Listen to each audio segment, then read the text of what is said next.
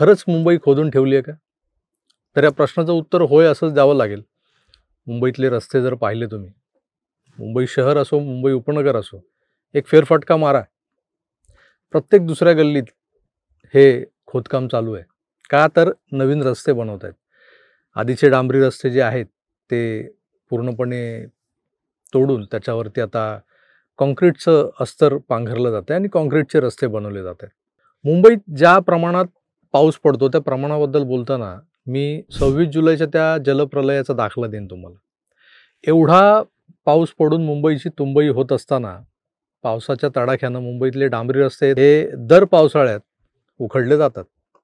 जुलैमध्ये जे 2-3 इंचांचे असे खळग्या दिसतात आपल्याला सुरुवातीला खड्डे छोटे-छोटे, ते ऑगस्टच्या पहिल्या दुसऱ्या आठवड्यापर्यंत फुटभर रुंदीचे आणि तेवढ्याच खोलीचे भले मोठे खड्डे बनतात.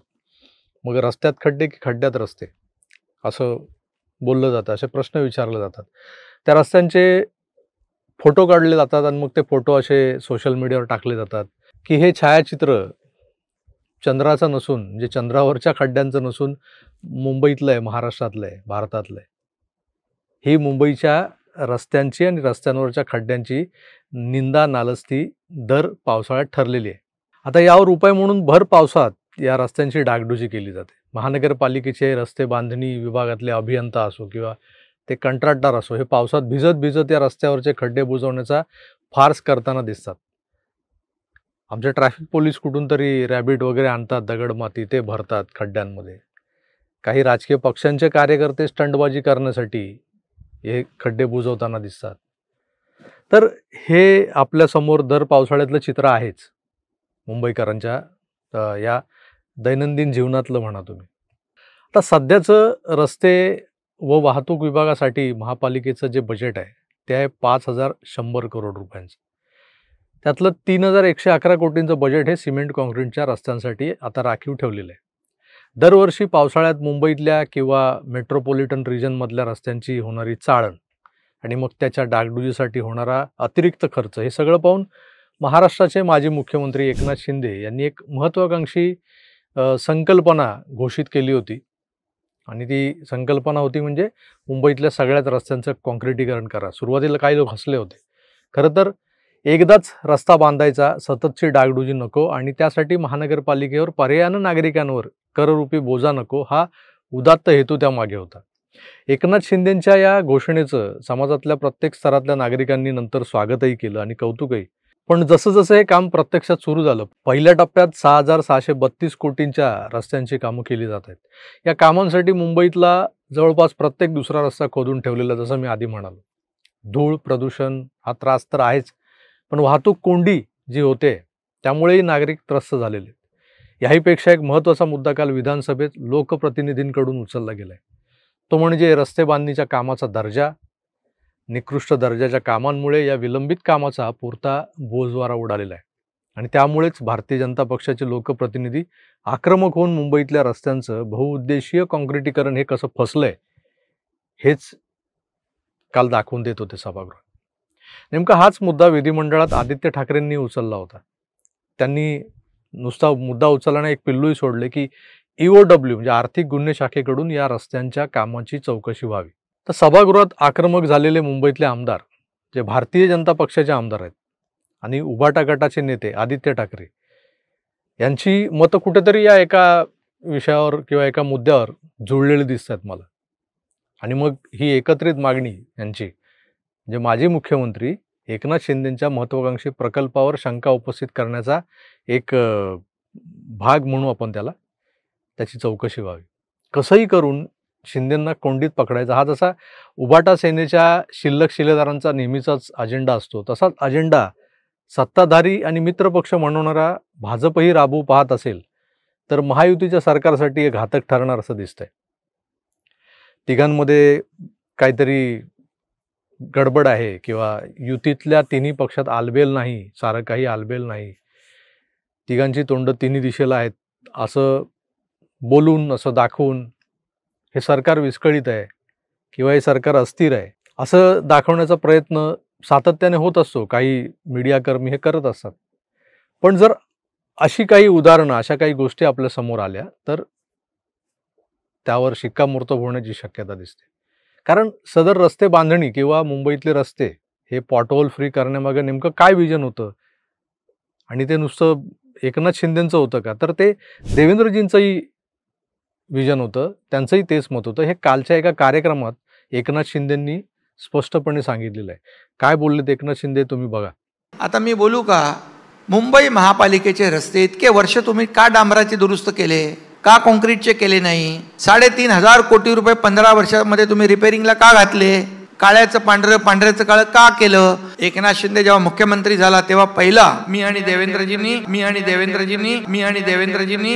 चहलला बोलवलं आणि सांगितलं, हे का खड्ड्यातून प्रवास लोकांचा, का लोकांच्या जीवाशी खेळताय, का अपघातामध्ये मृत्यू होत आहेत, का तुम्ही कॉन्क्रीटचे करत नाही? नाही सर, कर सकते. बोले रोका क्यों, किसने? लगेच आम्ही 2 फेज केले. 2 फेज मध्ये कॉन्क्रीटचे रस्ते काम चालू झाले. आता रस्त्याचं काम सुरू आहे. पुढच्या 2 वर्षामध्ये पूर्ण Mumbai will be pothole free, म्हणजे खड्डे मुक्त मुंबई करण्याचं काम आम्ही करतोय. खड्डे पाडण्याचं काम कोणी केलं? मुंबईचं डीप क्लीन ड्राईव्ह कोणी सुरू केलं? मुख्यमंत्री एकनाथ शिंदे. कोण गेला होता रस्त्यावर झाडू मारायला, पाण्याने धुवायला? कधी बघितले होते रस्ते? खांडेकर साहेब पाण्याने धुताना ब्रिटिश काळात कधी धुत असतील? नाले सफाई बघायला हा एकनाथ शिंदे गेला. मला म्हणाले, हे काय काम, रस्ते धुवायचं काम असतं? अरे आम्ही रस्ते धुतोय, तिजोरी नाही धुतली.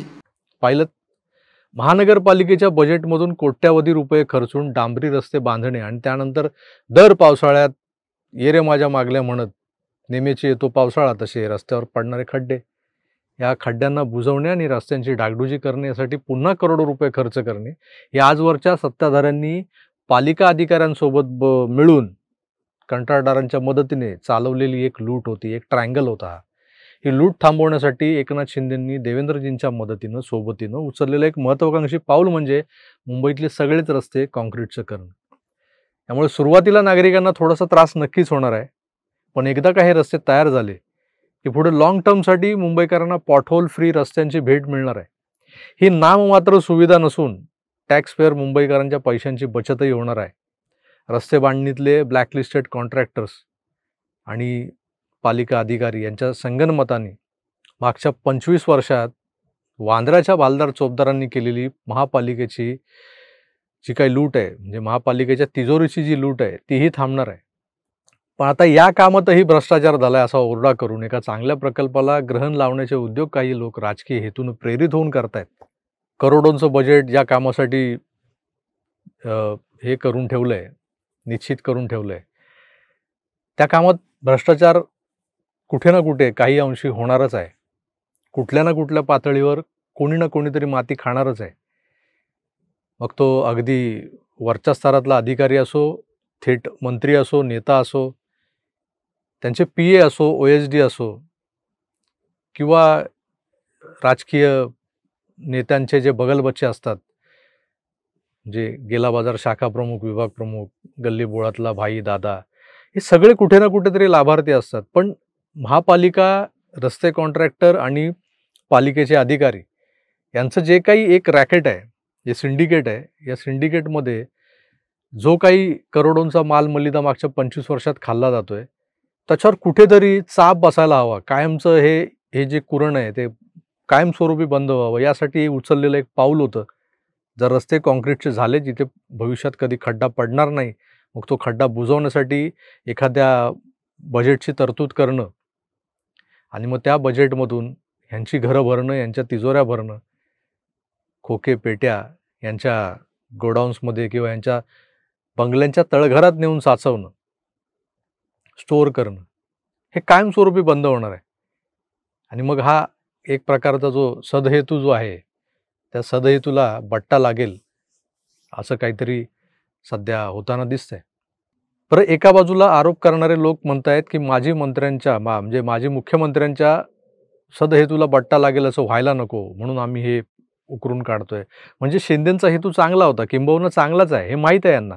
पण राजकीय अपरिहार्यता म्हणून काही रस्त्यांच्या निकृष्ट कामांवर बोलताना एका चांगल्या प्रकल्पावर आर्थिक गैरव्यवहाराचं सावट उभं केलं गेलं. त्यातूनच EOWची मागणी केली जाते. निश्चितच चौकशी व्हावी या कामांची, आणि गैरव्यवहार झाले असतील तर संबंधितांवर कारवाई व्हायलाच हवी. पण त्यामुळे मुंबईकरांना आवश्यक असणाऱ्या एका महत्त्वाच्या मूलभूत सुविधेवर गदा आणली जाऊ नये. पुढच्या 2-4 वर्षात मुंबईतले रस्ते जर खड्डेमुक्त झाले तर आणि तरच वाहतूक कोंडीवर थोडासा का होईना उतारा सापडेल आपल्याला. प्रवासातला वेळ वाचेल, इंधन वाचेल, कार्यक्षमता वाढली. वेळ वाचल्यामुळे तर अल्टिमेटली मुंबईकरच फायद्यात असेल. पण अशा योजनांवर आर्थिक गैरव्यवहाराचे आरोप करून त्या आरोपांच्या आडून एखाद्याचं राजकीय खच्चीकरण करण्याच्या नादात मुंबईकरांचं नुकसान करू नये एवढीच एक सामान्य मुंबईकर म्हणून आमच्या मुंबईकर नेत्यांना माझी विनंती आहे. ताजा कलम विधानसभा अध्यक्षांनी सोमवारी या विषयावर माननीय उपमुख्यमंत्री एकनाथ शिंदे यांच्याच अध्यक्षतेखाली एक बैठक आयोजित केलेली आणि त्या बैठकीत दूध का दूध पाणी का पाणी होईल अशी अपेक्षा बाळगू आणि अपेक्षेसह मी इथेच थांबतो. पुन्हा भेटूच. तर आपली काळजी घ्या आणि पाहत राहा आपलं आवडतं यूट्यूब चॅनल आकार DG9. धन्यवाद. नमस्कार.